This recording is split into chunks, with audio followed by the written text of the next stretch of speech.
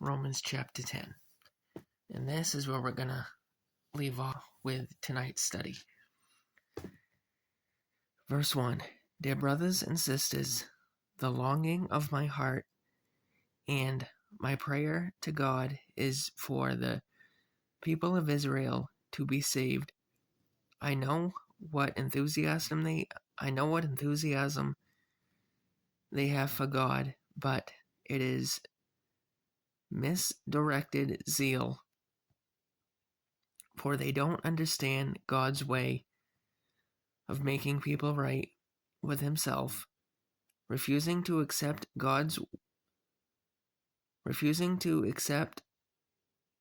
way, they cling to their own way of getting right with God by trying to keep the law, for Christ has already accomplished the purpose of which the law was given.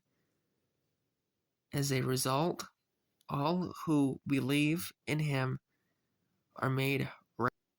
Verse 5. For Moses writes that the law's way of making a person right with God requires obedience to all its commands, but faith's way of getting right with God says, don't say in your heart, who will go up to heaven to bring Christ down to earth, and don't say who will go down to the place of the dead to bring Christ back to life again. In fact, it says the message is very close at hand. It is on your lips and your heart, and that message is the very message about faith that we preach. If you confess with your mouth that Jesus is Lord and believe in your heart that God raised him from the dead, you will be saved. For it is believing in your heart that you are made right with God, and it is by confessing with your mouth that you are saved, as the scriptures tell us. Anyone who trusts in him will never be disgraced. Jew and Gentile are the same in this respect. They have the same Lord who gives generously to all who call on him. For everyone who calls on the name of the Lord will be saved. But how can they call on him to save them unless they believe in him? And how can they believe in him if they have never heard about him? And how can they hear about him unless someone tells them?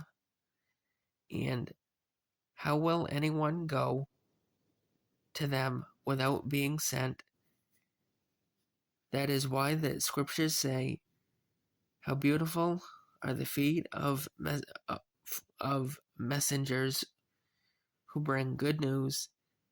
But not everyone welcomes the good news. For Israel, the prophet said, Lord, who has believed our message?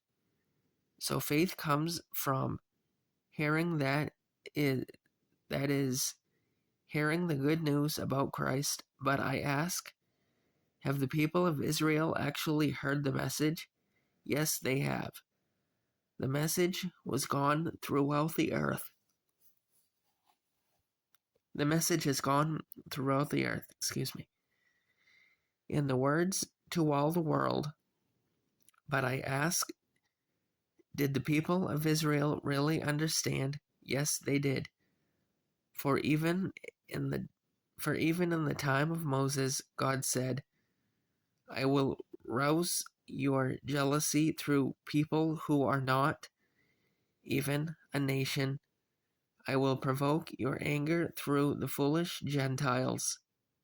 And later